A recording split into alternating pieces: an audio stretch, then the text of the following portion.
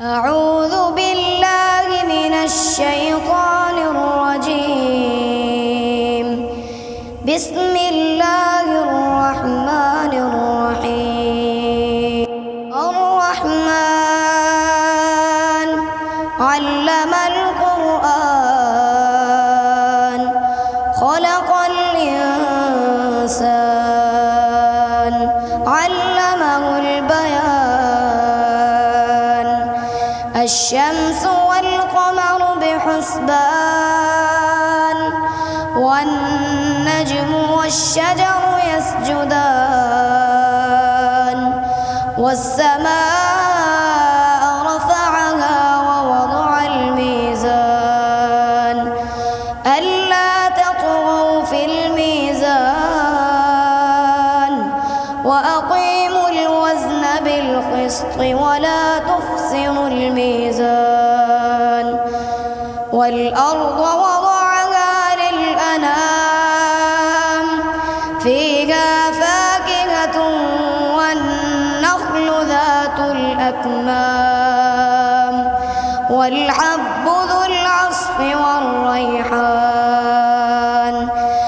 فبأي آلاء ربكما تكذبان؟ خلق الإنسان من صلصال كالفخار وخلق الجان من مارج من نار. فبأي آلاء ربكما تكذبان؟ رب المشرقين ورب المغربين. فبأي آلاء ربكما تكذبان؟ مرج البحرين يلتقيان بينهما برزخ لا يبغيان. فبأي آلاء ربكما تكذبان؟ يخرج منهما اللؤلؤ والمرجان. فبأي آلاء ربكما تكذبان؟ وله الجوار المنشآت في البحر كالأعلام. فبأي آلاء ربكما تكذبان؟ كل من عليها فان ويبقى وجه ربك ذو الجلال والإكرام. فبأي آلاء ربكما تكذبان؟ يسأله من في السماوات والأرض كل يوم هو في شأن. فبأي آلاء ربكما تكذبان؟ سنفرغ لكم أيها الثقلان. فبأي آلاء ربكما تكذبان؟ يا معشر الجن والإنس إن استطعتم أن تنفذوا من أقطار السماوات والأرض فانفذوا لا تنفذون إلا بسلطان. فبأي آلاء ربكما تكذبان؟ يرسل عليكما شواظ من نار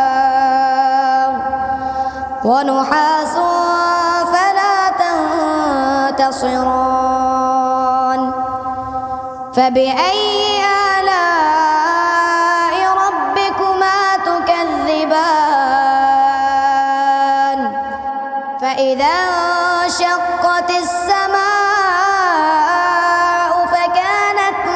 وشهبة كالدهان فبأي آلاء ربكما تكذبان فيومئذ لا يسأل عن ذنبه إنس ولا جان فبأي آلاء ربكما تكذبان يعرف المجرمون بسيماهم فيؤخذ بالنواصي والأقدام فبأي آلاء ربكما تكذبان هذه جهنم التي يكذب بها المجرمون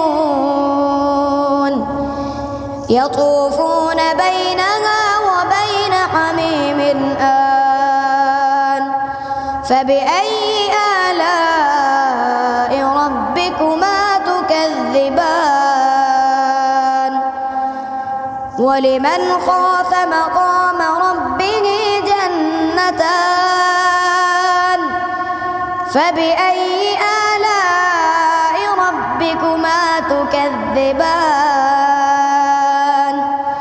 ذواتا أفنان فبأي آلاء ربكما تكذبان فيهما عينان تجريان فبأي آلاء ربكما تكذبان فيهما من كل فاكهة زوجان فبأي آلاء ربكما تكذبان متكئين على فرش بطائنها من استبرق وجنى الجنتين دان فبأي آلاء ربكما تكذبان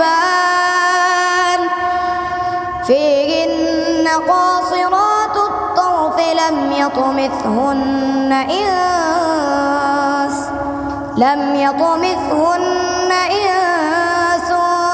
قبلهم ولا جان فبأي آلاء ربكما تكذبان كأنهن الياقوت والمرجان فبأي آلاء ربكما تكذبان هل جزاء الإحسان إلا الإحسان فبأي آلاء ربكما تكذبان ومن دونهما جنتان فبأي آلاء ربكما تكذبان